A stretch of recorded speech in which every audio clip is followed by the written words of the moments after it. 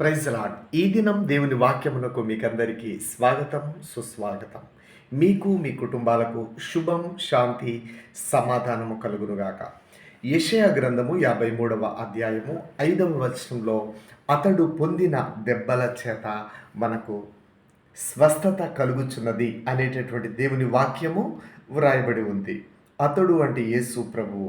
కాబట్టి యేసు క్రీస్తు పొందిన ఆ దెబ్బలలో నుండి, గాయాలలో నుండి మనకు ఆత్మీయ స్వస్థత, శారీరకంగా స్వస్థత, మానసికంగా స్వస్థత కలుగుచూ ఉన్నది. మత్తయి సువార్త 13వ అధ్యాయంలో 15వ వచనంలో ఈ 3 స్వస్థతలలో ఒక స్వస్థతను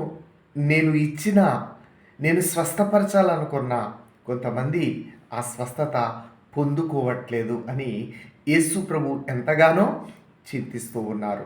అదేంటంటే శారీరకంగా అనేకులు కుంటివారు స్వస్థత పొందుకుంటూ ఉన్నారు, గ్రుడ్డివారు స్వస్థత పొందుకుంటూ ఉన్నారు, మూగవారు మాట్లాడుతున్నారు, కానీ మనస్సు స్వస్థత పొందుకోవట్లేదు. వారి హృదయము స్వస్థత పొందుకోవట్లేదు. వారు ఆత్మీయంగా స్వస్థత అనేది పొందుకోవట్లేదు అని యేసు ప్రభువు మత్తయి సువార్త 13వ అధ్యాయం 15వ వచనంలో ఆత్మీయ స్వస్థతను కొందరు పొందుకోకుండా వారి హృదయాలు కఠినమైపోయాయి అని దేవుడు ఎంతగానో వర్రీ అవుతున్నాడు. దేవుడు ఎంతగానో చింతిస్తూ ఉన్నాడు. ప్రభునందు ప్రియమైన దేవుని సంగమా, శారీరక స్వస్థత చాలాసార్లు మనం పొందుకున్నాం, మానసికంగా కూడా స్వస్థత పొందుకున్నాం. మనము ఆత్మీయంగా కూడా సంపూర్ణంగా స్వస్థత పొందుకుందాం.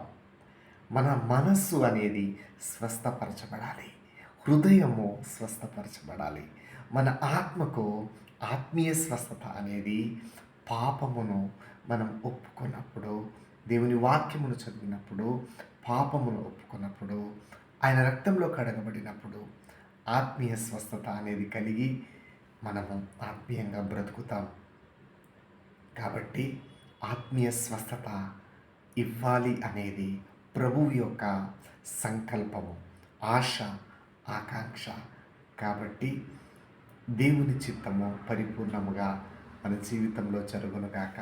మనము ఆత్మీయంగాను, శారీరకంగాను, మానసికంగాను యేసుక్రీస్తు నామములో ఆయన గాయములలో నుండి, రక్తములో నుండి సంపూర్ణముగా, పరిపూర్ణముగా స్వస్థపరచబడిన వారం అయి దేవుని స్తుతిస్తూ, ఆరాధిస్తూ ఆయనను మహిమపరచుదాం.